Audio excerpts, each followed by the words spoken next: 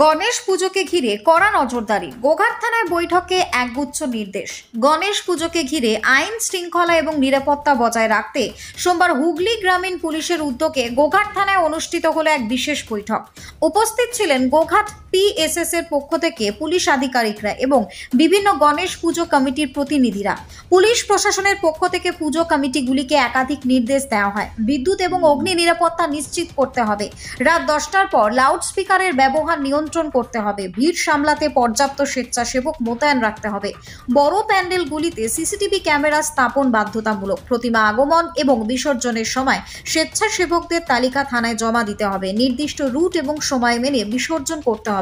কোনো রকম সন্দেহজনক গতিবিধির সঙ্গে সঙ্গে দেখলেই পুলিশকে জানাতে হবে।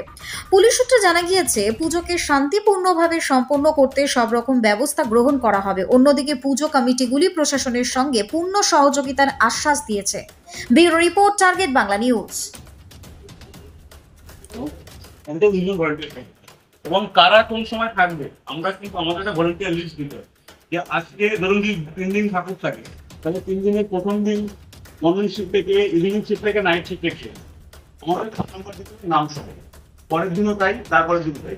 যতক্ষণ না বিসর্জন কমপ্লিট হচ্ছে ততক্ষণ কোন সময় কোন ভলান্টিয়ার থাকছে মিনিমাম 2 জন করে আমাদের কিন্তু নাম ফোন নাম্বার নাইটে হচ্ছে আমরা চেষ্টা করবো যদি নাও পারি তবে মাঝে মাঝে আমাদের লোক ভিড় করে যাচ্ছে।